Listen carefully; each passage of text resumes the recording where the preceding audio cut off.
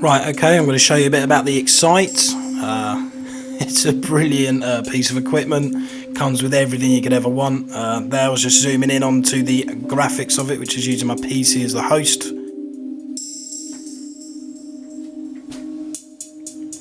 So this is the studio, and the centerpiece of the studio is the Xite One. It's a DSP audio interface. It's extremely powerful, so you know it's not using any of your PC CPU. It's just everything works inside this box. The scope Xite One. There's the inputs on the front. XLR, jacks, everything you could want. All the different settings: trim control, gain, high Z, pad. So you can put in your phonos as well. So on the back there's even more. Some XLR inputs and outputs there. I've got them directly hooked up to my active monitor speakers. There's also some MIDI in and out, as well as ADAT as well, in and out, and also Z-Link for all your audio in and out needs. So let's zoom back in onto the mastering project that I'm doing. I'm using OptiMaster at the moment and Vinco. Really nice plugins for that. PsyQ has just popped up as well, which I'm showing you there. It's a nice psychoacoustic mastering utility plugin. There's a little compressor there as well.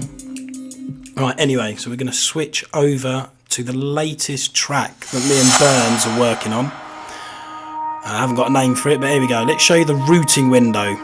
So this is the software that works inside the Xite. So on this routing window is how you set up the whole project. You throw in all your modules that you want and you hook them all up.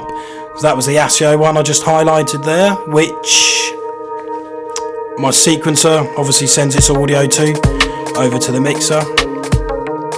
You choose all the modules that you'd want from the top there, from the filing system. Drag and drop it all in. Let's drag in a synth. I'm going to drag in the Prodigy just to show how easy it is.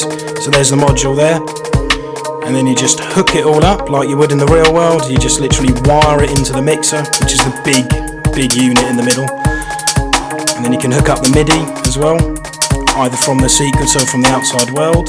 That's what the synth looks like. Anyway, I'm not using that in this project, so let's delete it, remove it. That's easy.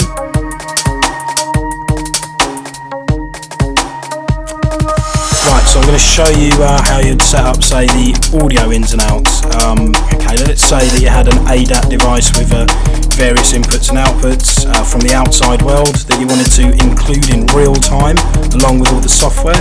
You just drag in that box, and then again you just quite simply hook up the audio cables to the mixer.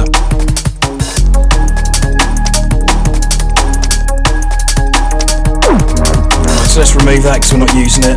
Just showing you this. So this is the latest track that we're moving on. There, that's a whole list of free stuff that people have developed for this platform. Right, so over looking at the main mixer with everything going in, so it's all fed in from your sequencer and also all the different synths and stuff that are working within scope are also channeled into that with the sequencer controlling those synths via MIDI. Let's show you some of the synths I'm using. So we've got Dub Sub, we've got Minimax, which is basically a mini Moog. We've also got Protone in this project, and then a thing called Lightwave. All these synths are lovely, there's loads more, but these are just a handful that I'm using in this set. Right, so I'm going to go and solo a couple of sounds and explain a couple of things. Right, so I've just soloed Dub Sub, so this is the sub. I pretty much use it in every project, every track that I make, it just has the answer for subs. There I was just soloing the other synth that I've got layered with it, so yeah, Dub Sub, lovely sub. Right, this is Minimax, which is basically a mini Moog, beautiful sounding synth. I've just used it for a bit more of the high-end tinkly stuff. I'll solo that for you. So yeah, nice smooth sound. On the inserts I've got a thing called the sound balance control, which just to help massage and change the sounds that I want. Nice little filter on top called Interpol. All of this comes with scope. and a limiter at the end just to control it. Make sure the peaks don't go, don't like digital distortion. Right, next sound I'm going to show you is from the Protone. Nice growly sound we're using from here. So we've got the Protone. A few of the inserts that I'm using in there to shape the sound, including the sound balance control, a bit of distortion I showed you earlier, and also the interpol. Really lovely filter.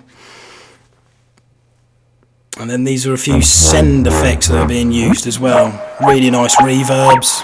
Again, everything I'm showing just comes with the whole setup. You basically got everything you could ever want. Well, I love it. So yeah, that was the Protone. That was that sound.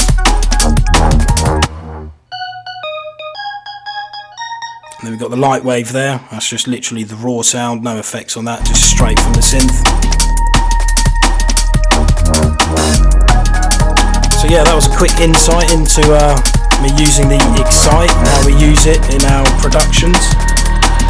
Oh yeah, just quickly, here's some of the mastering plugins I like to always have sitting on top of the master out. So that was the SiQ that you saw earlier, and also the sound balance controller with the limiter always sitting at the end just to make sure you don't get any digital peaks. Yeah, get excited about the Xite. Don't know what I'll do without it, so there we go.